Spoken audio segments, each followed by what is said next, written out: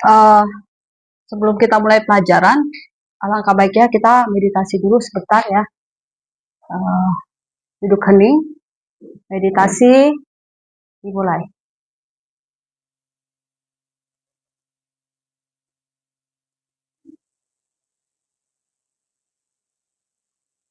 Semoga aku berbahagia, bebas dari penderitaan batin, bebas dari penderitaan fisik. Semoga aku berbahagia. Semoga semua makhluk dimanapun mereka berada berbahagia. Baik yang tampak maupun tak tampak, yang jauh ataupun dekat, yang lahir ataupun akan lahir. Semoga mereka berbahagia.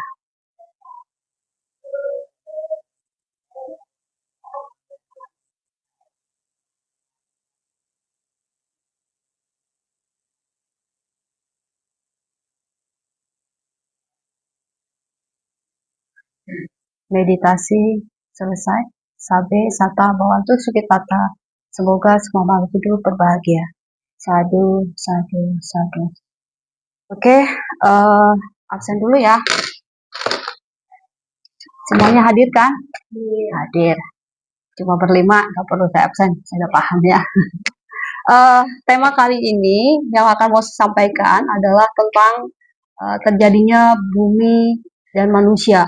Kalau di dalam buku itu alam semestaku ya, lebih bahasanya lebih dipermudah ya, semestaku. Bagaimana semestaku itu terjadi?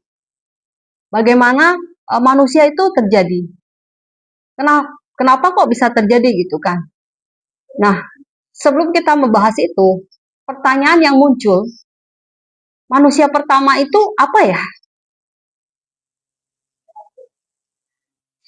Ada yang tahu manusia pertama dalam konsep pemahaman kamu ketika mendengar agama yang lain? Ya, betul. Adam dan Hawa. Kita melihat bagaimana terjadinya bumi dan manusia menurut konsep agama Buddha. Di manakah diuraikan ya tentang kejadian bumi dan manusia? Yaitu di dalam kitab Aganya Sutta. Bagaimana terbentuknya bumi, ya keadaan bumi saat bumi terbentuk. Karena ketika bumi terbentuk itu ada fase, 4 fase ya, ada fase pembentukan, ada fase kediaman, ada fase. Jadi per fase itu per 20 kalpa ya. Jadi pada saat itu semua terdiri dari air. Keadaan gelap gulita. Tidak nampak matahari, tidak nampak bulan, tidak nampak bintang-bintang, dan belum terjadi siang dan malam. Jadi bumi terbentuk itu awalnya tidak ada, semua tidak ada, hanya kosong, gelap gulita gitu kan. Lanjut, siapakah makhluk yang pertama saat bumi terbentuk? Jawabannya benar ya, tadi Adam dan Hawa. Ternyata menurut agama Buddha, manusia pertama itu bukan 1 atau 2 orang, tapi banyak. Jadi pertanyaan muncul, kok ada orang Amerika, kok ada orang Jepang, kok ada, gak usah jauh-jauh di Indonesia aja. Ada orang Papua, ada orang China, Tionghoa ya, ada orang Jawa, ada orang Sunda. Apakah itu dari nenek moyang kita yang 2 orang? Jawabannya enggak kan? Terus bahasanya pun berbeda-beda ya setiap daerah ya. Apakah ini cuman hanya 2 makhluk itu gitu kan? Ternyata di agama Buddha enggak kayak gitu gitu loh. Di agama Buddha makhluknya banyak, tetapi hanya makhluk. Lalu makhluk-makhluk terlahir kembali di alam Ambasara. Apa sih alam Ambasara itu? Alam cahaya. Jadi cahaya yang melayang-layang, bumi gelap gulita gitu kan. Cahaya yang melayang-layang itu yang disebut dengan mungkin kesadaran ya. Wujud makhluk masih berupa tubuh bercahaya tadi dibilang. Makhluk hidup melayang-layang di angkasa dalam waktu yang sangat lama sekali. Belum ada laki-laki dan perempuan. Bagaimana bumi berproses atau terbentuk? Ya. Pertama adalah permukaan bumi berupa air. Ya. Dalam waktu yang lama muncullah sari tanah. Permukaan tanah seperti bentuk buih atau busa di permukaan nasi susu masak. Jadi seperti mentega ya, lembek tapi padat juga ya. Nah, rasanya manis seperti madu tawon murni. Lanjut, bagaimana makhluk memiliki jasmani? Karena waktu itu hanyalah cahaya-cahaya yang melayang di antara bumi yang gelap gulita gitu, semesta yang gelap gulita. Terdapat sebagian makhluk yang memiliki sifat serakah. Salah satu mencicipi sari tanah dengan jarinya. Makhluk lain pun mencontohnya. Semua makhluk mulai ikut makan sari tanah dan memecah gumpalan tanah. Itu mereka ya. Dan tubuh cahaya mereka lenyap. Ketika tubuh cahaya mereka lenyap, mereka sudah berwujud.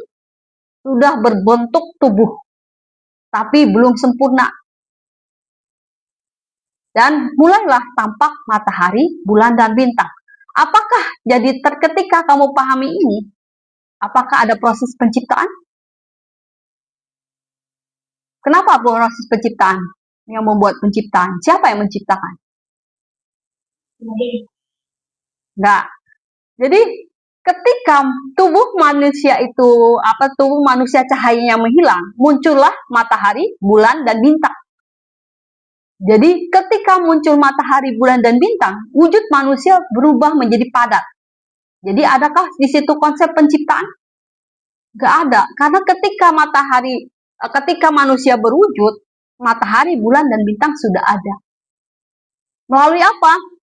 Memiliki sifat manusia yang serakah. Baru terjadi siang dan malam, bukan hari pertama, bukan hari kedua, ataupun bukan hari ketiga. Dan dalam waktu yang sangat lama, tubuh mereka mulai padat, wujudnya macam-macam. Kalau kita bisa melihat, ya, kalian belajar sejarah, manusia pertama itu adalah Meganthropus paleojapanicus, Pithecanthropus erectus, Homo soloensis, Homo sapien. Kalau kayak gitu, kira-kira kayak apa? Kayak monyet ya. Berarti kalau dikaitkan dengan itu, tubuh cahaya mereka yang melayang-layang hilang, berupa yang padat tapi belum sempurna, bisa jadi seperti itu. Mereka jalan membungkuk, tubuhnya banyak tumbuh bulu-bulu, masih merayap jalannya, berevolusi yaitu seiring waktu yang sangat lama sekali dengan mengkonsumsi apa yang dia dapat. Lalu ketika seiring waktu berjalan, ya, tumbuhlah tumbuhan cendawan di dalam tanah. Cendawan itu berupa jamur, ya. Mereka mengkonsumsi jamur dengan kapasitas yang sesuai dengan takaran mereka gitu. Yang makin bagus tampak bagus, yang makin kurang bagus ya kurang bagus gitu kan. Sehingga semakin banyak mereka mengkonsumsi, ya tadi tubuh yang bagus memandang rendah orang yang bertubuh jelek. Lagi-lagi manusia seperti itu, memandang tubuh manusia yang jelek, merendahkan banget. Itu memang sifat naturalnya manusia kayak gitu ya, selalu memandang rendah orang lain ketika merasa dirinya baik. Kemudian tumbuhan menjamur pun lenyap gitu loh, tumbuh lagi tumbuhan menjalar. Seperti apa ya? Ubi-ubian ya. Ubi-ubian itu kan dari menjalar. Nah, ketika menjalar mereka mengkonsumsi tumbuhan yang menjalar itu sesuai dengan takaran mereka. Ya, yang makin padat, yang makin padat tubuhnya dalam waktu yang sangat lama. Rasanya manis gitu kan. Lagi-lagi terjadi manusia congkak dan serakah, memandang rendah orang-orang yang bertubuh tidak baik ya.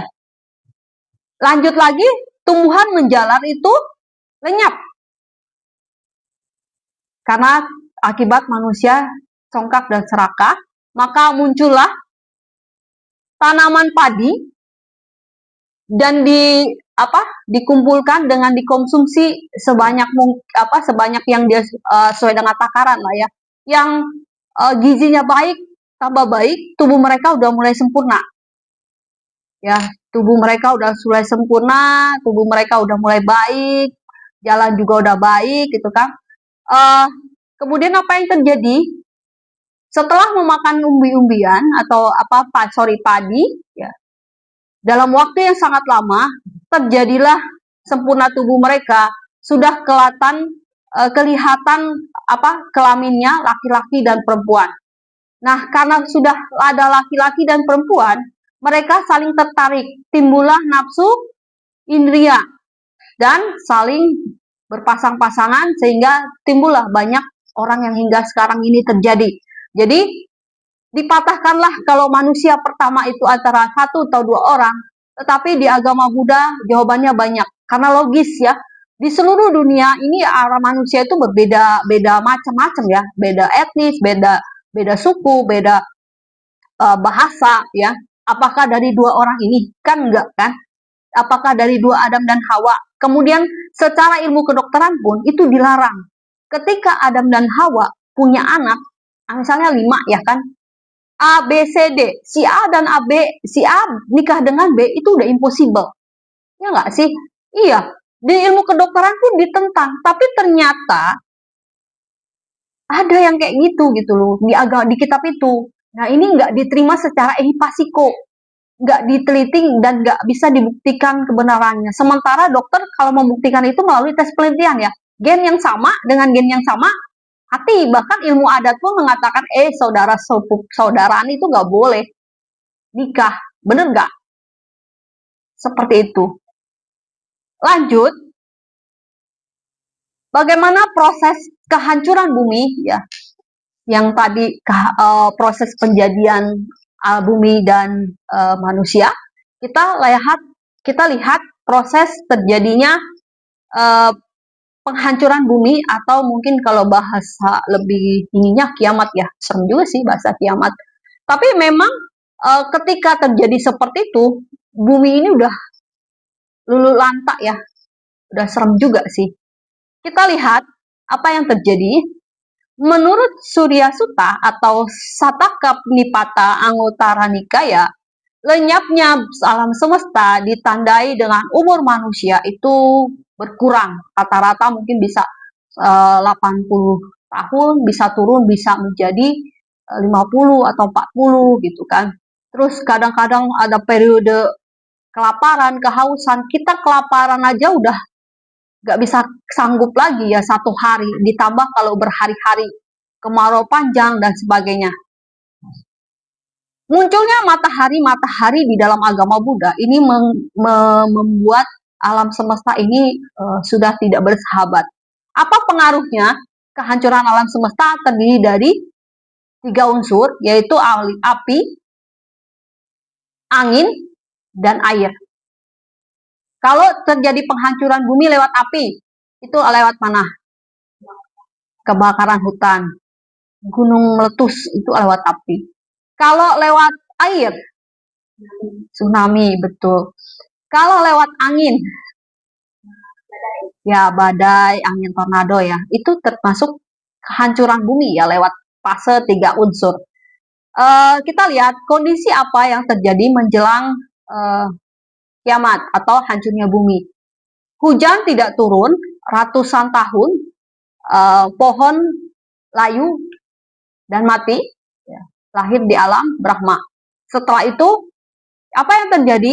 Air mengering, ikan-ikan, kura-kura yang hidupnya ratusan tahun, itu juga mati dan lahir di alam Brahma.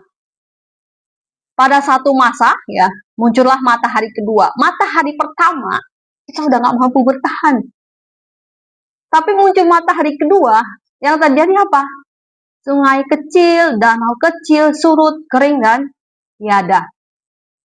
Muncul lagi, apa yang terjadi? Muncul lagi matahari ketiga. Sungai yang besar itu kering. Udah gak ada air. Serem juga ya. Kemudian, muncul lagi matahari keempat. Semua danau surut, kering, dan tiada. Muncul matahari kelima, air samudra. Samudra itu yang begitu luas. Kering sampai gak ada. Gak ngebayangkan? Kering sampai gak ada. Next, kita lanjut. Muncul lagi matahari ke-6. Gunung dari segala gunung, raja gunung, meletus mengeluarkan lahannya sampai seperti bola api membara. Bumi makin mencekam, sudah tidak ada kehidupan lagi. Kayak debu sampai tak tersisa sama sekali. Lalu kita kaitkan yuk dengan pembelajaran secara ehipasiko berdasarkan sains. Apa sih ilmu pandangan ilmuwan terhadap sabda Buddha yang mengenai tentang alam semesta?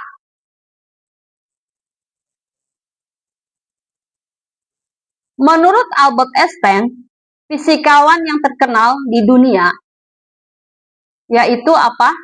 Menjelaskan bahwa terjadinya bumi dan kiamat atau hancurnya bumi menurut sabda Buddha mengundang decak kagum oleh dukungan Albert Einstein. Bahwa dikatakan Albert Einstein, jika ada agama yang sejalan dengan kebutuhan ilmu pengetahuan modern, maka itu adalah agama Buddha. Hebat ya, agama Buddha bisa membuktikan itu. Contohnya aja manusia pertama, hampir mirip-mirip loh dengan zaman sejarah. Karena dia menyatakan itu adalah makhluk saja. Belum berwujud kelamin perempuan, tidak sempurna. Di agama Buddha pun demikian gitu loh. Lanjut, penemuan ilmuwan menemukan galaksi lebih dari satu yang dikenal dengan 200 miliar galaksi. Dan penemu lain menemukan galaksi kerdil dari Bima Sakti yang disebut Globular Cluster itu 200 kali lebih bercahaya dibanding galaksi lain. Kalau ditanya ini mungkin pasti ada kehidupan kan. Kemudian lanjut, ditemukan di luar tata surya itu ada bumi super, berarti sama seperti bumi yang parameternya sama. Memperlihatkan planet ini layak dihuni. Dan itu pernah dibuktikan oleh Amerika bahwa ada bumi yang layak huni dan siapa yang mau ke sana gitu dianterin gitu kan. Tapi nggak balik lagi. Kan nggak mungkin dari sana balik lagi gitu kan. Kemudian ditemukan lagi 3 matahari. Berarti di agama Buddha menemukan 1, 2, 3, 4 matahari. Ternyata di ilmuwan juga ada ya 3 matahari ya, tapi tidak merusak alam semesta ya. Seperti matahari ini. Kemudian kita lanjut lagi. Ditemukan lagi sistem matahari ganda.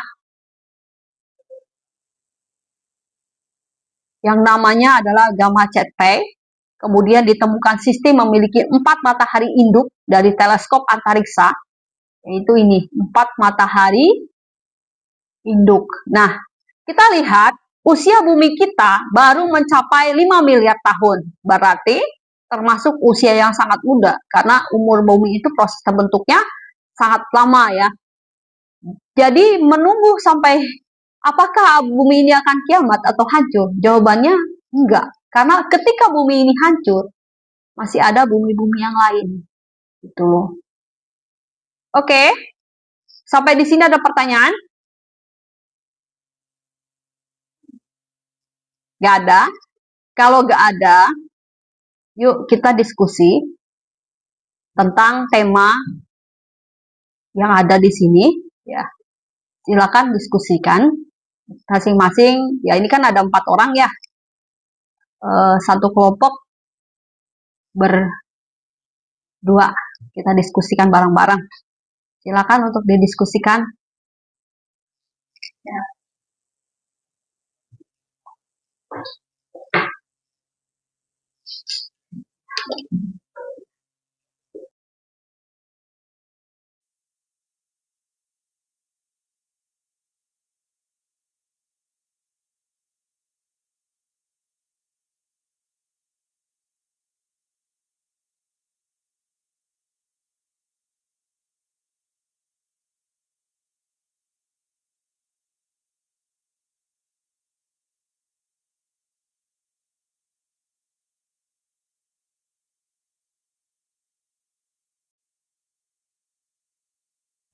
Oke, setelah diskusi tadi, yuk kalian boleh presentasi apa yang kamu dapat dari diskusi pembelajaran tadi.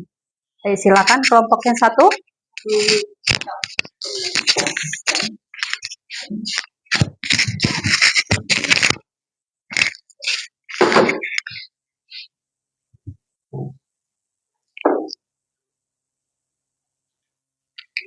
Selamat pagi semuanya. Nama budaya. Kita akan mempresentasikan terbentuknya alam semesta dan lenyapnya alam semesta.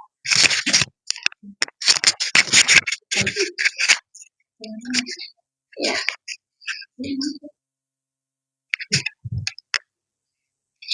Yang pertama ada pengertian kosmologi. Ada pengertiannya kosmologi. Kosmologi adalah cabang astronomi yang mempelajari asal-usul, struktur, dan perkembangan alam semesta. Ilmu ini membahas ruang, waktu, materi, energi, serta kemungkinan akhir dari alam semesta. Alam semesta sendiri adalah seluruh ruang waktu yang menjadi tempat berlangsungnya kehidupan secara berkelanjutan. Yang kedua, ada terbentuknya bumi. Bumi terbentuk dalam fase pembentukan Vivata Kappa. Proses ini berlangsung sangat lama, selama 20 kalpa atau kurang lebih 2-758 miliar tahun. Terjadi secara alamiah, bukan karena kehendak Tuhan. Alam semesta terus mengalami siklus kosong, terbentuk, dihuni, hancur, kosong lagi. Selanjutnya, kapan pertumbuhan cendawan muncul dari tanah? Jamur atau cendawan muncul setelah bumi terbentuk dan kondisi yang mendukung kehidupan mikroorganisme ada dalam ajaran Buddha. Kehidupan dimulai setelah makhluk halus turun ke bumi, namun tidak ada waktu spesifikasi yang disebutkan untuk munculnya jamur. Secara ilmiah, jamur berkembang setelah tanah cukup stabil untuk mendukung organisme tumbuh. Kapan tumbuhan menjalar muncul? Dalam waktu lama sekali, makhluk makan dari tumbuhan cendawan. Makhluk yang tumbuh indah mulai menjadi sombong dan rakus. Akhirnya, tumbuhan cendawan menghilang. Muncullah tumbuhan menjalar, berwarna dadi, susu, mentega, murni, dan rasa manis madu tawon murni. Tumbuh makhluk menjadi kian padat.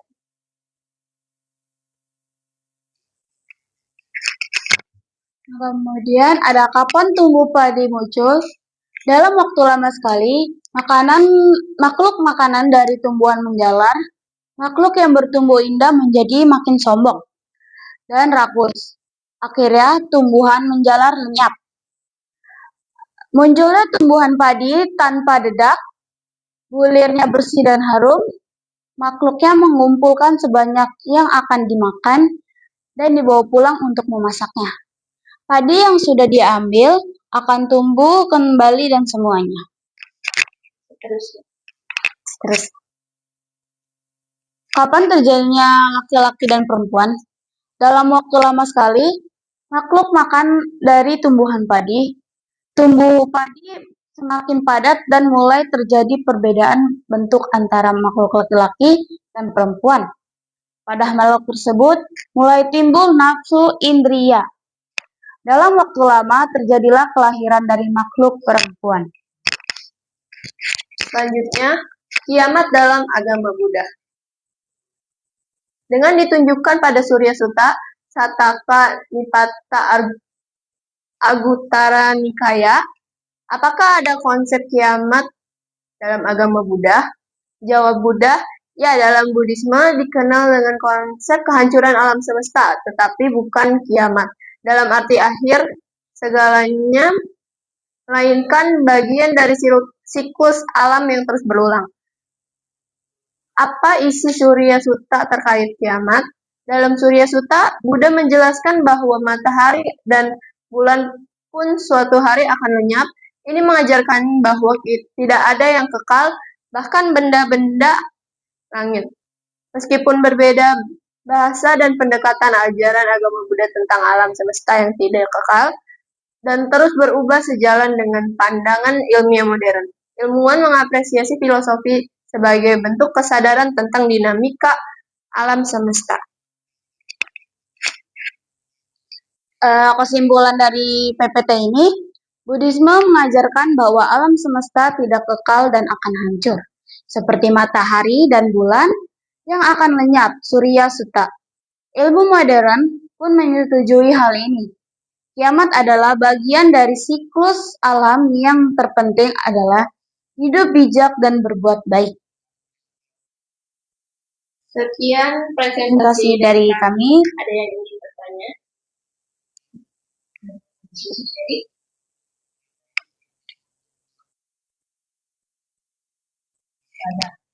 Boleh, silakan.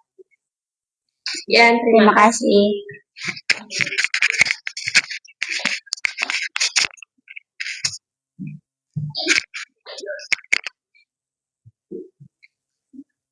Lanjut, Cindy. Apa itu aja?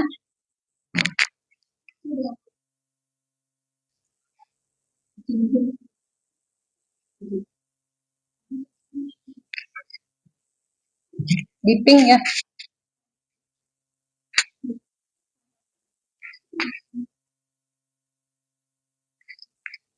Oh, ini ya.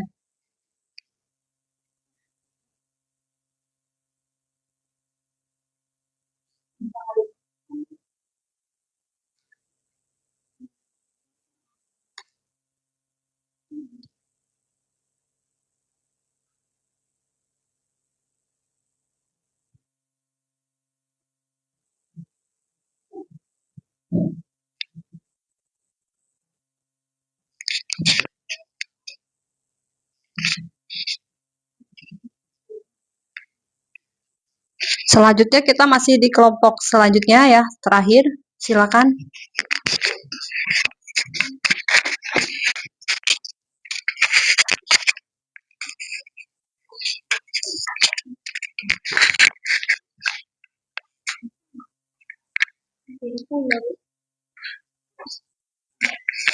Selamat pagi semuanya. Kita dari kelompok 2 akan membahas tentang kosmologi dalam agama Buddha. Jadi asal-usul terus munculnya lenyapnya alam semesta juga dibahas di sini. Kosmologi dalam Buddha. Alam semesta dalam Buddha itu termasuk siklus berbentuk, bertahan, kemudian hancur dan terbentuk lagi atau samsara. Ada banyak alam seperti kamaloka atau indriya, kemudian rupa loka atau bentuk, arupa loka tanpa bentuk. Semesta enggak diciptakan Tuhan, tapi karena hukum sebab akibat atau karma seperti yang dijelaskan sebelumnya oleh Bulian Chen. Di sini ada terjadinya bumi dan manusia. Yang pertama, yaitu alam semesta terbentuk karena karma makhluk hidup. Ketika dunia terbentuk, makhluk muncul di kamaloka, makin rendah, lalu jadi manusia.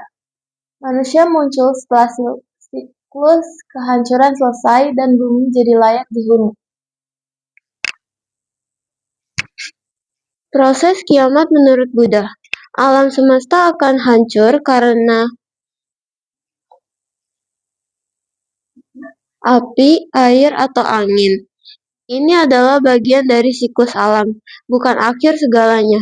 Setelah hancur akan terbentuk lagi siklus ini, akan terus berjalan tanpa berhenti dan tanpa akhir pasti. Maksudnya itu adalah berulang-ulang.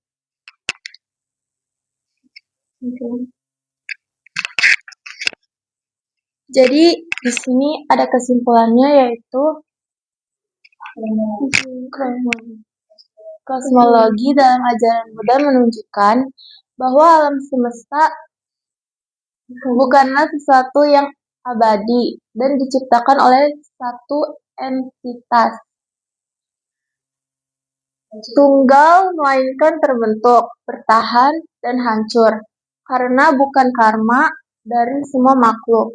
Proses terbentuknya bumi dan manusia adalah hasil dari kondisi dan karma yang mendukung kelahiran kembali di alam tertentu.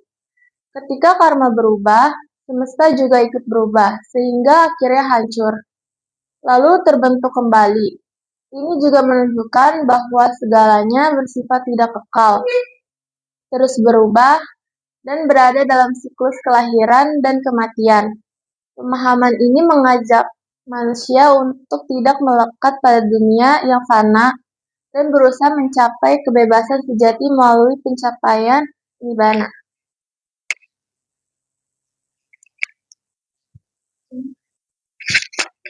Oke, sekian presentasi kami. Terima kasih.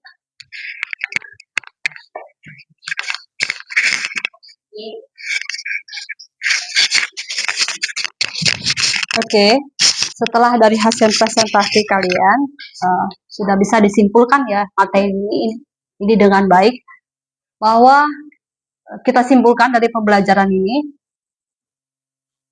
apapun yang kita miliki, yaitu keserakahan, sifat-sifat negatif yang kita punya, harus kita singkirkan ya.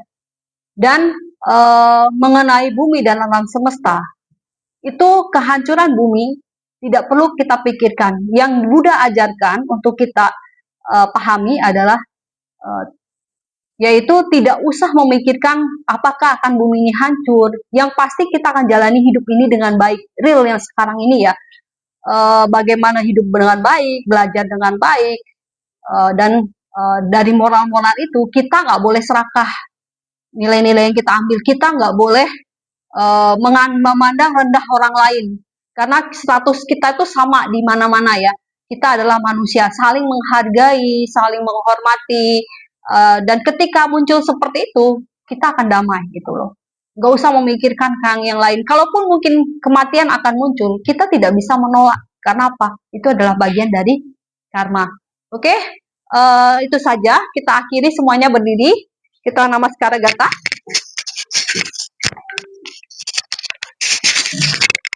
Arahang sama sang Buddha Bhagawa Budang Bhagawanta Abhiwademi Swagato Bhagawata Dhammo Dhammang Namasami Supatipano Bhagavato Sawaka Sangho Sanghang Namami. Sabe Sata Bawantu Sukitata. Semoga semua makhluk hidup berbahagia.